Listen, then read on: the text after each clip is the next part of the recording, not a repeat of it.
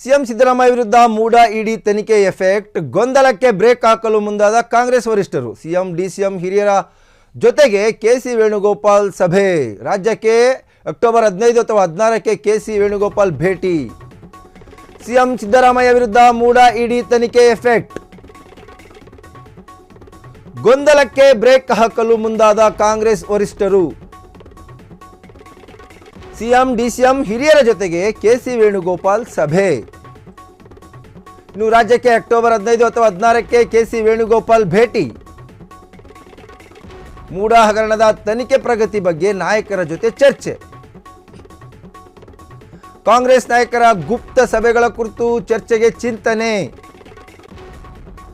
ಸಭೆ ನಡೆಸಿ ಬಳಿಕ ವರಿಷ್ಠರಿಗೆ ಸಂದೇಶ ರವಾನಿಸಲು ನಿರ್ಧಾರ.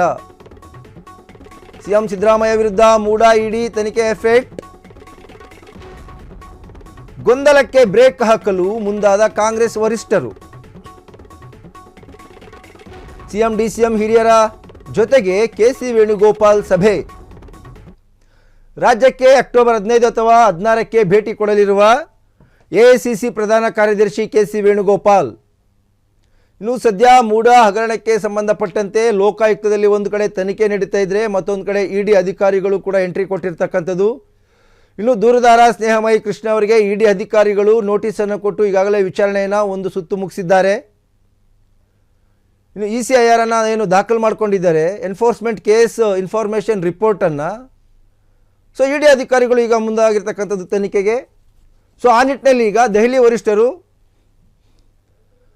ಕರ್ನಾಟಕ ರಾಜ್ಯ ಸರ್ಕಾರದ ಸಿಎಂ ಸಿದ್ದರಾಮಯ್ಯನವರ ವಿರುದ್ಧ ಕೇಳಿಬಂದಿರತಕ್ಕಂಥ ಮೂಡ ಹಗರಣ, ಮತ್ತೊಂದು ಕಡೆ ಹಿರಿಯ ಸಚಿವರುಗಳ ಗುಪ್ತ ಮೀಟಿಂಗ್ಗಳು, ಒಂದಷ್ಟು ಸ್ಟೇಟ್ಮೆಂಟ್ಗಳು, ಜೊತೆಗೆ ಕೇಂದ್ರ ತನಿಖಾ ಸಂಸ್ಥೆ ಮೂಡಾಗೆ ಎಂಟ್ರಿ ಕೊಟ್ಟಿರ್ತಕ್ಕಂಥದ್ದು. ಸೊ ಎಲ್ಲ ವಿಚಾರಗಳ ಬೆಳವಣಿಗೆಗಳ ಬೆನ್ನಲ್ಲೇ ಇದೀಗ ಎಐಸಿಸಿ ಪ್ರಧಾನ ಕಾರ್ಯದರ್ಶಿ ಕೆಸಿ ವೇಣುಗೋಪಾಲ್ ರಾಜ್ಯಕ್ಕೆ ಎಂಟ್ರಿ ಕೊಡೋಕ್ಕೆ ಸಿದ್ಧ ಆಗಿದ್ದಾರೆ. ವರಿಷ್ಠರ ಸೂಚನೆ ಮೇರೆಗೆ ಅಕ್ಟೋಬರ್ 15 ಅಥವಾ 16ಕ್ಕೆ ರಾಜ್ಯಕ್ಕೆ ಭೇಟಿ ನೀಡಲಿದ್ದು, ಸಿಎಂ ಡಿಸಿಎಂ ಹಾಗೂ ಹಿರಿಯ ಕಾಂಗ್ರೆಸ್ ನಾಯಕರ ಜೊತೆ ಚರ್ಚೆಯನ್ನು ಮಾಡಲಿದ್ದಾರೆ. ಸದ್ಯ ರಾಜ್ಯದಲ್ಲಿನ ರಾಜಕೀಯ ಬೆಳವಣಿಗೆಗಳು, ಮೂಡ ಹಗರಣ, ಸಚಿವರುಗಳ ಗುಪ್ತ ಮೀಟಿಂಗ್,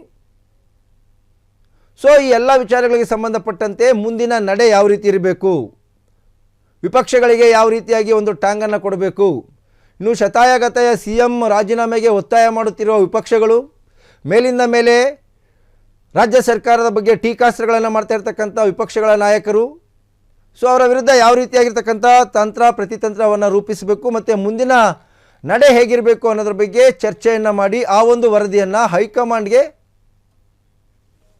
ರವಾನಿಸಲಿರುವ ಎಐಸಿಸಿ ಪ್ರಧಾನ ಕಾರ್ಯದರ್ಶಿ ಕೆಸಿ ವೇಣುಗೋಪಾಲ್.